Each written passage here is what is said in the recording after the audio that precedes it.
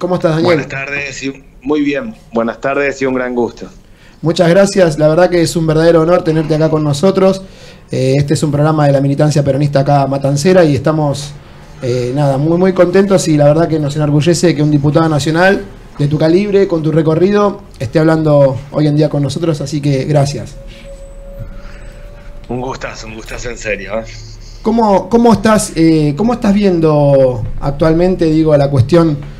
Te llamamos por el tema de discapacidad. Acá tenemos justamente una mamá también que tiene un nene con discapacidad y además ella es ayudante terapéutico. ¿Cómo estás viendo vos este trato cruel que están recibiendo la gente con discapacidad a través de lo que es del Ejecutivo Nacional? ¿Cómo estás viendo todo este proceso histórico, no?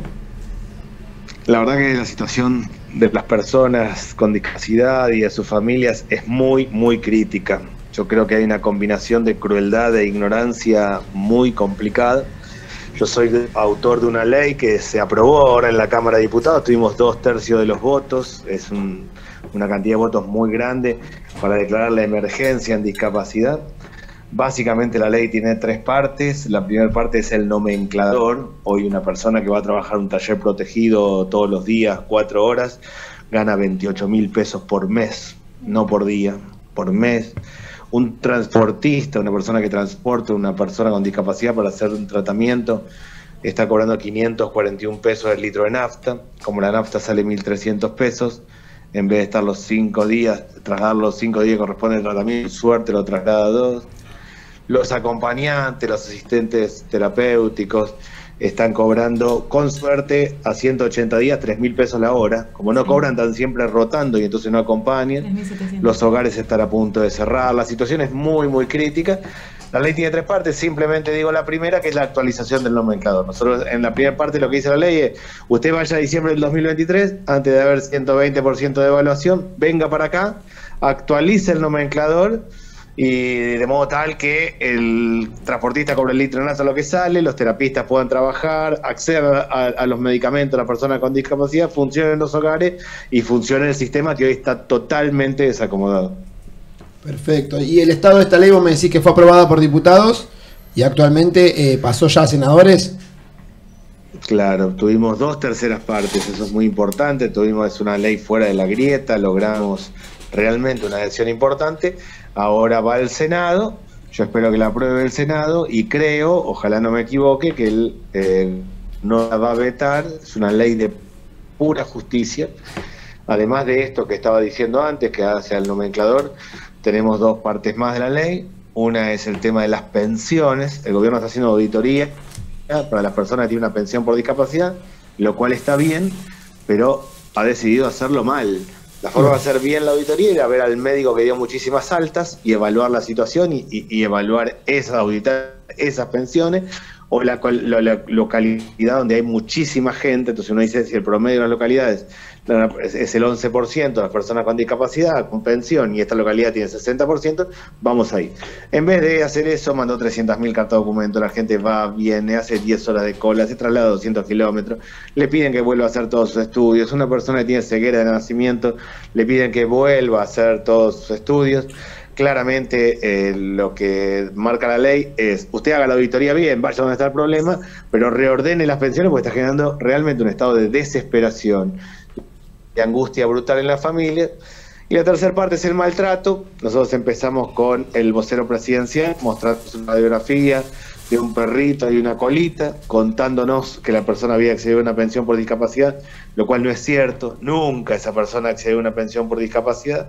Después el gobierno, en enero de este año, no hablo del siglo XIV, en enero de este año hizo una resolución denominando a una persona con discapacidad como idiota, imbécil, débil mental. La tercera parte de la ley lo que dice es el respeto. Usted tiene que respetar, la regla es el respeto, no se puede maltratar a las personas. Eso es la ley. Creo que finalmente se va a aprobar en el Senado y el gobierno, espero, no la vete. Muy interesante lo que vos decís, de que por lo menos, digo, se ha podido lograr un consenso mayoritario de que las 3/4 partes de la Cámara de Diputados aprobó la ley, ¿no? Y aparte creo que le conllevaría, está bien, quizás no le interesa, pero digo, un costo político bastante alto vetar una ley de este tenor, ¿no? Creo que esperemos que medie la cordura. Te hago una pregunta y pasan acá mis compañeros a consultarte. ¿Vos crees que esto es adrede, como una forma de dilatar, una forma de de que, no sé, digo, una forma de que tenga que ver con una cuestión netamente económica o tiene que ver con una cuestión de ignorancia? ¿A qué le atribuís esta conducta del gobierno? Porque racional no es, digo, pero ¿a qué vos sospechás que se debe?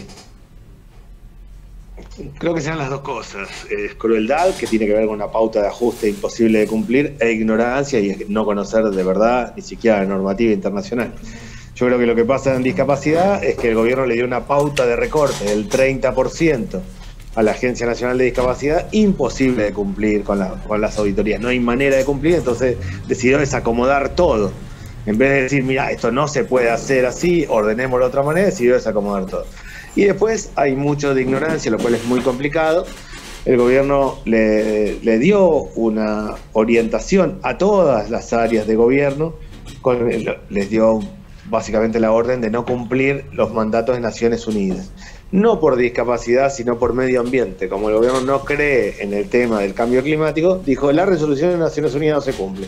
De rebote eso le pega a discapacidad, porque tenemos una convención, claro, que es la Convención de Derechos de las Personas con Discapacidad, y como no puede entonces tomar la normativa actual, se van 100 años para atrás. Por eso ponen palabras tan lastimosas en una resolución, porque en realidad se van 100 años para atrás, categoría de salud que existían hace 100 años, porque ridículamente no pueden cumplir con la normativa actual de Naciones Unidas. Claro, de hecho todo el vocabulario se modificó. Yo trabajo en un juzgado de familia y justamente todo lo que tiene que ver con las determinaciones de la capacidad y demás, digo, todo lo que se refiere a la persona que le padece algún tipo de patología se modificó y se dejó usar esos términos tan vetustos, ¿no? Acá te va a hacer una pregunta. Claro, lo que pasa es que cuando la idea es no podemos tomar la normativa nueva a donde fue el mundo, tenés que ir 100 años para atrás y por eso termina en esta cosa tan absurda. Con términos absurdos. Te va a hacer una pregunta, Mayra. Hola, Daniel, ¿cómo va?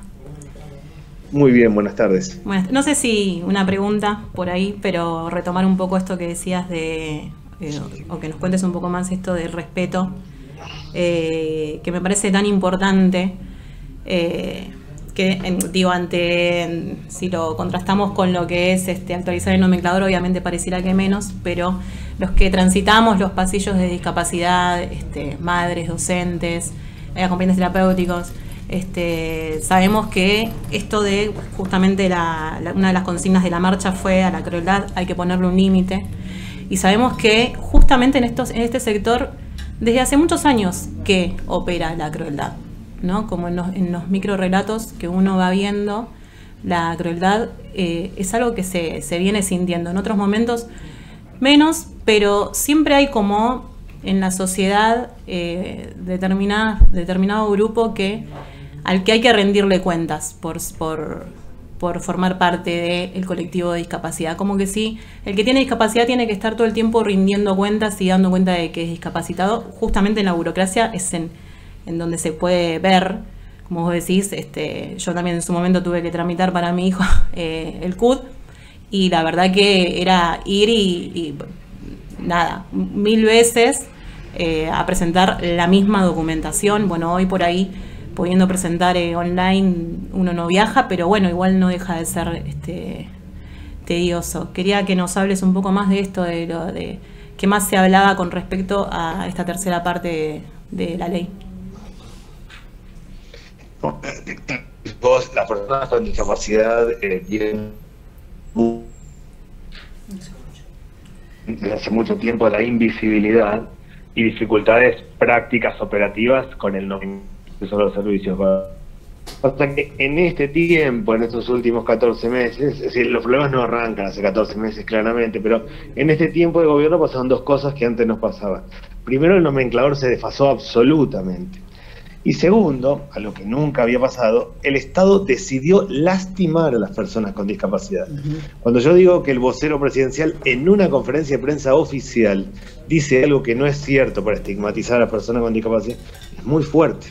Cuando a través de las redes sociales el presidente, los funcionarios de área de discapacidad deciden pelearse con un chico de 12 años con autismo o deciden descalificar a otra persona con conceptos que lastiman a una persona con discapacidad, es claramente una idea del Estado. Yo quiero partir de la base, entiendo que vos lo tenés claro por lo que has dicho, que una familia donde hay una persona con discapacidad, la vida de esa familia es otra a partir de ahí. carga con un hijo con discapacidad, su vida definitivamente de ahí para adelante es otra. Lo único que no puede hacer el Estado es maltratar, no puede insultar, no puede maltratar, es una regla básica. Y la idea que queda claro en la ley son dos cosas sobre este aspecto. Una es, no se puede maltratar. La regla es el respeto en lo que hace a los conceptos, lo que hace al manejo de los discursos de los funcionarios. No se puede maltratar, usted tiene que tener como regla el respeto. Podrá ser una política pública que me guste más o menos, eso será un debate de cada gobierno, pero no puede maltratar.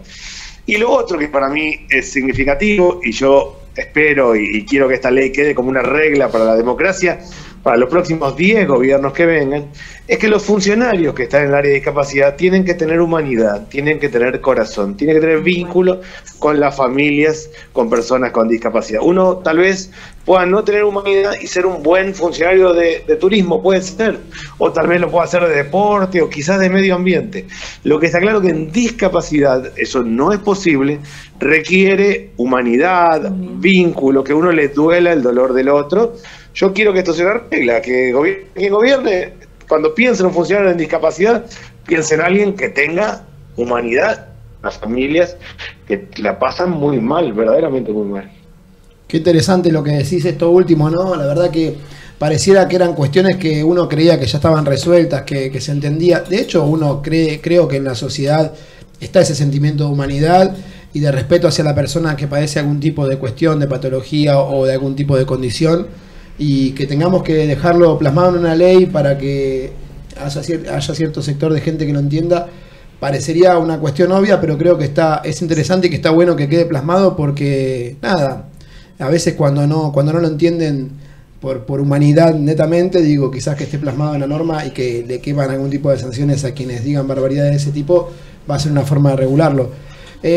Bueno, nada, como te decía, Daniel, sinceramente te agradecemos muchísimo, primero por tu gestión, por la cuestión, digo, por haber estado enfocado en el tema de la ley, que es un tema que, la discapacidad es un tema que nos atraviesa a todos como sociedad, que es como vos decías, yo creo que hay un consenso social en que a las familias que tienen un nene con discapacidad o una nena, o adultos, digo, también, estamos todos de acuerdo en que hay que abrazarlos y ayudarlos y hacerle la vida un poco más fácil, lejos de complicársela con trabas burocráticas. Así que creo que la ley va en ese sentido y te agradezco por estar cumpliendo tu función como diputado y por estar pensando, representando a un sector importante de la sociedad que necesita esta regulación. No, bueno, gracias a ustedes. De verdad la situación es muy, muy difícil para la familia. Yo fui ministro de Desarrollo Social de la provincia de Buenos Aires, fui ministro de Desarrollo Social de la Nación en el medio de la pandemia. He recorrido barrios pobres, he estado en situaciones críticas, he estado en situaciones muy críticas, me tocó llevar adelante la gestión en la pandemia, he estado en inundaciones. Nunca me pasó, y convivo con el dolor hace muchos años, nunca me pasó como en este tiempo que tanta gente se me pone a llorar. Realmente lo mal que la están pasando las familias es tremendo, el desfase que hay es tremendo, no solo en el nomenclador, sino en la vida cotidiana, y por eso yo aspiro de verdad que esto se vote rápidamente en el Senado, que el gobierno no la vete y que la ponga en marcha, que es lo que tiene que hacer un gobierno, hacer buenas políticas públicas. Totalmente. Así que nada, bueno, ¿alguien quiere alguna palabra más para Daniel? No, yo quería agregar, me gusta mucho además cómo de cierta manera se está como tomando un cierto discurso de eficiencia, independientemente de la cuestión de aumentar los sueldos de los nomencladores y demás, cómo se toma esta cuestión de que el mensaje que podemos incluso pensar de que dio la sociedad respecto de cuestiones de eficiencia, respecto de cuestiones de que los trámites sean más rápidos y demás, como la ley se enfoca mucho en eso, en que sí, no podés decir cualquier cosa respecto de, bueno, en este caso, de las personas con discapacidad, pero también cómo se intenta facilitar la vida a la gente, o por lo menos esa es la impresión que me dio, de que hace hincapié a la ley, que sea más eficiente, de que se pueda gobernar de una manera más correcta. Y es como lo decía recién Daniel, creo que estamos todos de acuerdo en que hay que inspeccionar si hay un médico que dio altas, y uno tiene índices y cosas para observar y se da cuenta si hay un médico que de golpe dio de alta a 100 personas por discapacidad en una zona donde no hay tantas personas. Pero digo, eso obviamente no estamos en desacuerdo con eso, pero no podés poner en eso en jaque todo a 300.000 personas, a 3 millones de personas que están con problemas, hacer la parte de la angustia que le genera a la gente cuando escucha de que, viste, porque es esto, la gente tampoco está tan informada y hacerlas angustiar, digo, que ya tienen que estar padeciendo una situación, me parece que es totalmente cruel. Y bueno, el trato humano creo que es fundamental. Puedo decir una cosa más con respecto Sí. a lo que él decía, que está bueno esto de la eficiencia porque lo que hace es que no se dilaten. Ah, O sea, cuanto más eficiencia, menos dilatación en aprobar determinados tratamientos, que hoy es increíble lo que está pasando, hay mucha gente suicidándose. Creo que estos últimos 15, 20 días salieron 3 casos de personas que no estaban en tratamiento, y hay un caso específico de una madre de un niño con autismo que se mató al niño y se mató ella, Terrible, de Florencio terrible. Varela. terrible. No, lo que ha pasado es el problema que tenemos, que el gobierno a comienzo de la gestión hizo un decreto que desregula y que le permite a cada obra social o prepaga hacer el tratamiento que quiera, no adaptarse al nomenclador. Eso fue rechazado por la justicia. La justicia claramente determinó que no, pero muchos hacen como si eso fuera así. Entonces tenemos una situación muy crítica, por eso es importante la ley, porque establece un nomenclador y dice, usted esto lo tiene que atender. Lo tiene que atender rápidamente. Eficiente no es solo esto de los trámites rápidos, sino claramente tener claro que el nomenclador lo tiene que cumplir. No es si me gusta o no me gusta, sino que lo tiene que cumplir. Esperemos que rápidamente se ponga en marcha. Daniel, buenas tardes. Nancy Lugo te habla. ¿Cómo te va? Daniel, Muy bien, buenas tardes. una consulta por el tema del CUD. ¿Por qué generalmente no habría una forma de que la gente que tiene esas patologías que sabemos que no son, que se pueden curar? Porque los CUD que se dan con un máximo de 5 o 6 años, y a los 6 años la gente tiene que volver a hacer todos los trámites de vuelta. ¿No habría una forma de subsanar esa parte? Sí, la ley lo que determina es que ante es permanente, no tiene vencimiento. Solo va a tener vencimiento el certificado único de discapacidad de la persona que tiene una discapacidad temporal. Claro. Una persona que tiene ceguera de nacimiento, simplemente por el ejemplo que antes da, tiene una vez certificado, tiene permanentemente el certificado. Solo a ser temporal, hablando que no solo pasaría a ser temporal aquel que tiene una no definitiva, no permanente. Perfecto, Claro, clarísimo. muchas gracias. Está bueno, está muy buena esa modificación. Así que bueno, acá... Yo quería hacer un comentario, Sí, disculpen, sí, compas. Sí, cómo no, cómo no. A Daniel José Aiza te habla de este lado. Un comentario cortito respecto de... Tenemos que politizar las cuestiones. Las leyes las hacen los hombres, y los hombres y mujeres son votados políticamente. Y los funcionarios públicos que certifican, que tienen capacidad certificante, definen por resoluciones y un montón de cuestiones, por esto es buenísimo lo de la ley, cómo vos tratás de que esas resoluciones se achiquen. Pero luego, cuando esos hombres y mujeres tienen un paradigma de, entre comillas, ineficiencia porque no creen en el Estado y porque no utilizan el Estado, porque por una resolución te piden que se muevan los discapacitados y no se muevan los funcionarios o los empleados públicos. O me hablaba con compañeros de ANSES que, por ejemplo, a una chica discapacitada de González Catán le pedían se mueva hasta Ramos Mejía para hacer el trámite.